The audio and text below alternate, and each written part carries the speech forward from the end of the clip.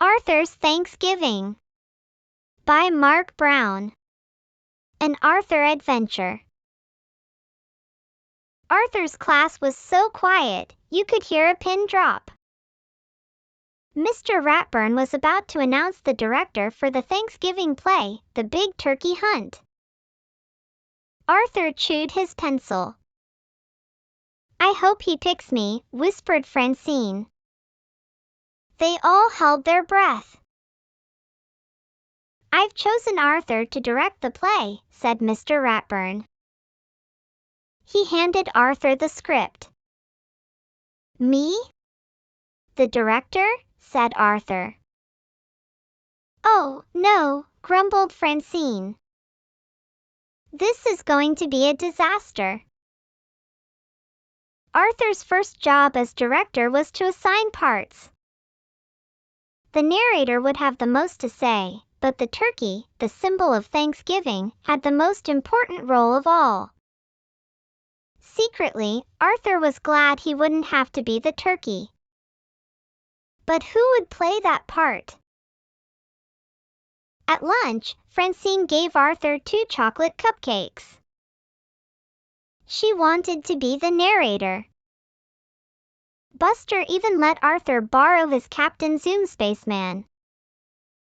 He wanted to be Governor William Bradford. Being the director seemed like fun. Arthur thought Francine would make a good turkey.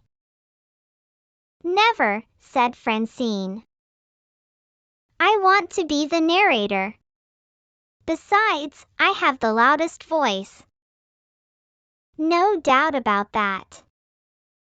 Francine would be the narrator. Arthur showed Muffy a drawing of the turkey costume. "Lots of feathers," said Arthur. "It's a very glamorous role." "Yuck! Vomitrocious," squealed Muffy. "I should be the Indian princess. I have real braids." "Brain, I've saved the most intelligent part for you," explained Arthur. "No way will I be the turkey," answered the brain. "I'll be the Indian chief." "Buster, you're my best friend," began Arthur. "The part is real easy. Only one line, and it's the best in the play." "I want to be Governor Bradford," said Buster. Arthur was so desperate that he asked Binky Barnes. "The turkey is a strong and powerful animal," argued Arthur. "Yeah, without saying a word, it can make you look like a fool in front of the entire school," said Binky. The play was only 6 days away. Where would Arthur find a turkey? Arthur knew he could count on his family. "I'd love to be the turkey," said his father. "But I have a dentist appointment that I don't want to miss." "The world is full of turkeys," joked his mother.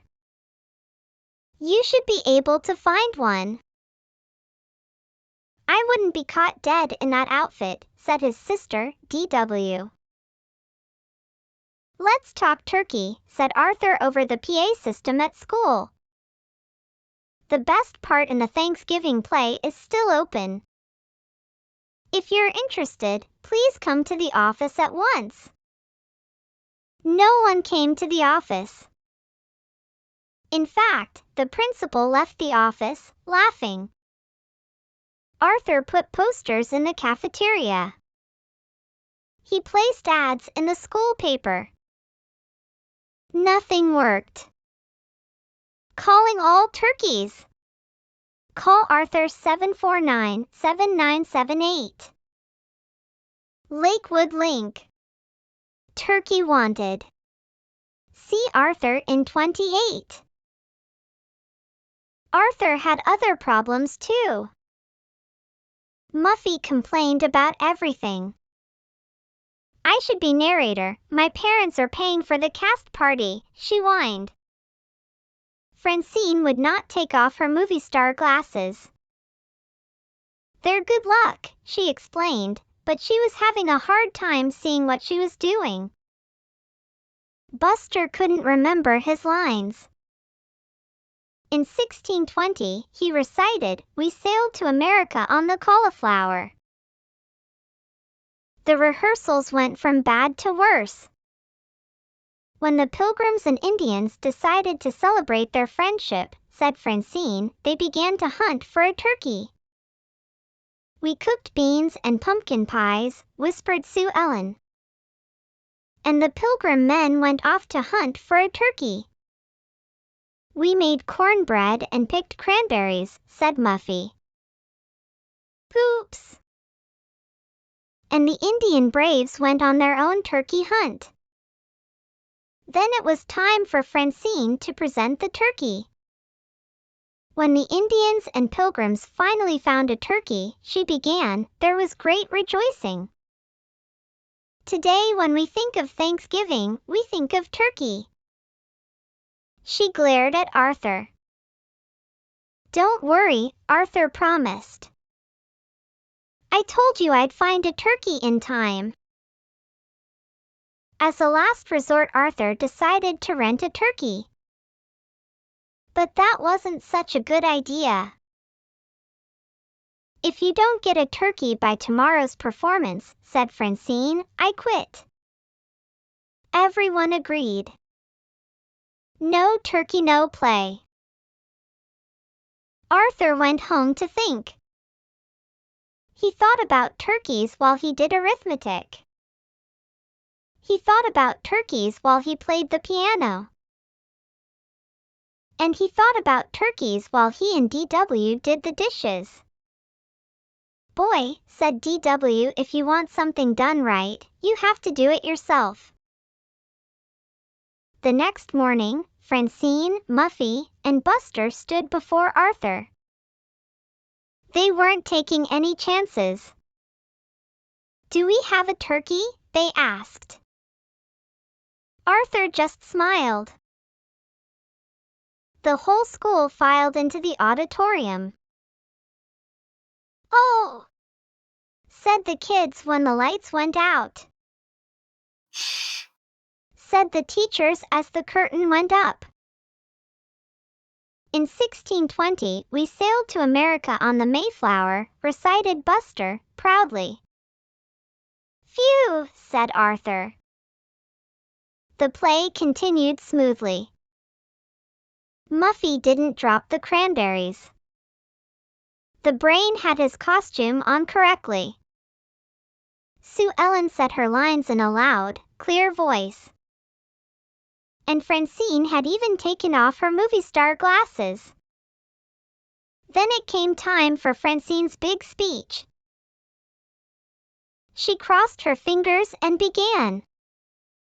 When the Indians and Pilgrims finally found a turkey, there was great rejoicing. Today, when we think of Thanksgiving, we think of turkey. There was a lot of fumbling behind the curtain.